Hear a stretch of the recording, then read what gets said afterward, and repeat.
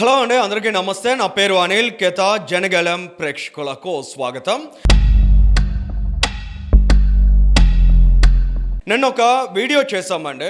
ఆంధ్రప్రదేశ్ రాష్ట్ర రాజకీయాల్లో YSR Congress party YS Jaganmohan Reddy ఏ విధంగా అచ్చోసిన ఆంబోతుల్ని తయారు చేశారనేది, దానికి సంబంధించి ఆ ఆంబోతులు ఆంధ్రప్రదేశ్ రాష్ట్రంలో వివాదాలను కొనసాగించడానికి రకరకాల రూపాల్లో ప్రయత్నాలను చేస్తూనే ఉంటారు. ఇవాళ పేర్ని నాని మాట్లాడుతూ నాటి రోజుల్లో బండారు సత్యనారాయణమూర్తి గారు మాట్లాడినటువంటి ఒక కామెంట్ని తీసుకువచ్చి దానికి రాజకీయ రంగును అద్దే ప్రయత్నాన్ని చేస్తూ ఉన్నారు. నాటి రోజుల్లో ఎటువంటి పరిస్థితులు ఉండేవి, ముఖ్యంగా మహిళల్ని ఎంత కించపరిచే విధంగా జగన్మోహన్ రెడ్డి నేతృత్వంలోనే కేచకులందరూ వ్యవహరించేవారు. అసెంబ్లీ వేదికగా చంద్రబాబు నాయుడు గారి సతీమణిని ఎంత ఘోరంగా అవమానించారో, చంద్రబాబు నాయుడు గారిని, లోకేష్ గారిని, పవన్ కళ్యాణ్ గారిని ఎంత దారుణంగా దూషించేవారో, వారి కుటుంబాల్లోని మహిళల్ని ప్రత్యేకంగా టార్గెట్ చేసుకుని ఎంత దారుణమైనటువంటి పదజాలాన్ని ఆ రోజుల్లో ఆ పార్టీకి సంబంధించిన నాయకులు కావచ్చు, వాళ్ళ సోషల్ మీడియా కావచ్చు వాడేవారు అనేది ఈ ఆంధ్రప్రదేశ్ రాష్ట్ర ప్రజానీకం అంతా గమనించిన తర్వాతే చాచి పెట్టి చెప్పుతో కొట్టినట్లు ఆ పార్టీకి 11 సీట్లు మాత్రమే ఇచ్చారు. ఇవాళ నాటి రోజుల్లో వాళ్ళు చేసిన ఘనకార్యాలన్నీ ఇవాళ మళ్ళీ గుర్తుకు వచ్చే విధంగా పేర్ని నాని ఒక వీడియోని డిస్ప్లే చేస్తూ వాళ్ళ కల్చర్ ఒకసారి మనం గమనిస్తే బూతులు మాట్లాడతారు. బూతులతో పాటు మరింత దిగజారి ఇంకా దారుణమైనటువంటి పదజాలాలు కూడా వాళ్ళు పోల్చుతున్నారండి. అటువంటివి నిజంగా ప్రస్తావించడం కూడా ఇంట్రెస్ట్ లేదు, కానీ పేర్ని నాని మాటల్లోనే ఒకసారి మీరు గమనించండి. నా చెల్లి సమానరాలు మళ్ళీ నీచంగా కట్టతాడు. వీళ్ళు చెల్లి అంటున్నాడు, వీళ్ళ నాన్నకి వాళ్ళ అమ్మకి ఏమైందని చెప్పని రోజా గారికి సంబంధించినటువంటి ఓ వీడియోని డిస్ప్లే చేశాడు ఈ పేరుని నాని. డిస్ప్లే చేసిన తర్వాత నాకు సోదరి సమానరాలు, నాకు చెల్లెలు లాంటిది రోజా అనే మాట కూడా మాట్లాడాడు. అంతవరకు బాగానే ఉంది, దాని మీద ఏ ఒక్కరు కూడా తప్పుగా కామెంట్ చేసే అవకాశం ఉండదు. కానీ పేరుని నాని ఏ విధమైనటువంటి పోలిక పోల్చాడు అనేది మీరు గమనించినట్లయితే ఇటువంటి నీచమైనటువంటి మైండ్ సెట్ ఆ పార్టీకి సంబంధించిన నాయకుల్లో ఉంది, ఆ పార్టీ అధినేతలో కూడా ఉంది.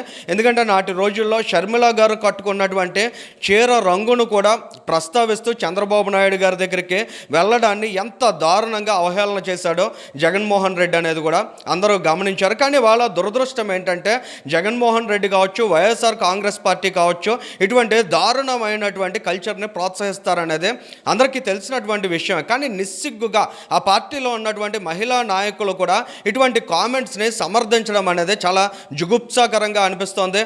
మరోవైపు నారా లోకేష్ గారు కూడా దీని మీద స్పందించారు. జగన్మోహన్ రెడ్డి గుడివాడ అమర్నాథ్ను ప్రత్యేకంగా అభినందించారట. హోంమంత్రి అనిత గారి మీద చాలా గొప్ప కామెంట్స్ చేశావంటూ జగన్మోహన్ రెడ్డి మురిసిపోయారట. మరి ఆ జగన్మోహన్ రెడ్డికి నిజంగా తన కుటుంబ సభ్యులనే ఎవరైనా ఈ విధమైనటువంటి కామెంట్స్తో కించపరిచినట్లయితే ఏ రకంగా ఉంటుందనేది కూడా ఆలోచించాలి.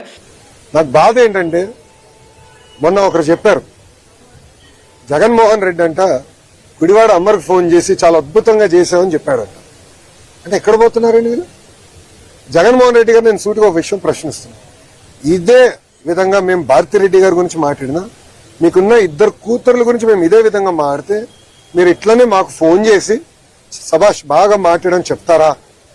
సూటిగా ప్రశ్నిస్తాను. ఇదేనా మీరు మహిళలకు ఇచ్చే గౌరవం?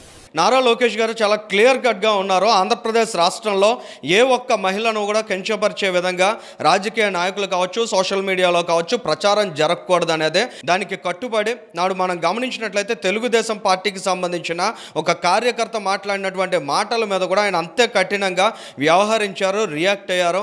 కానీ వాళ్ళ జగన్మోహన్ రెడ్డికి అటువంటి మైండ్ సెట్ లేదు కాబట్టి ఆంధ్రప్రదేశ్ రాష్ట్రంలో ఏ ఒక్క మహిళ మీద కూడా ఆయనకు గౌరవం లేదు కాబట్టి తన సొంత ఇంటిలో ఉన్నటువంటి మహిళల పట్ల కూడా ఆయనకి చాలా తీవ్రమైన చిన్నచూపు ఉంది కాబట్టి సొంత తల్లిని చెల్లిని కూడా అవమానపరిచి బయటకు గెంటేసినటువంటి కల్చర్ అయింది. కాబట్టి ఈ తరహా కామెంట్స్ పట్ల జగన్మోహన్ రెడ్డి ఖచ్చితంగా అభినందిస్తాడనేది ఆ పార్టీ నాయకులకు కూడా తెలుసు కనుక గుడివాడ అమర్నాథ్ కావచ్చు, లేదా ఆ రోజుల్లో అంబటి రాంబాబు కావచ్చు, రోజు రోజుకి ఇలా దిగజారి మాట్లాడుతున్నారు. అటువంటి దిగజారుడు కామెంట్స్ని ఆ పార్టీ నాయకులు కూడా సపోర్ట్ చేస్తూ వస్తున్నారు. ఖచ్చితంగా ఆంధ్రప్రదేశ్ రాష్ట్రంలో ఉన్నటువంటి ప్రజానీకం అంతా ఆలోచించాలి.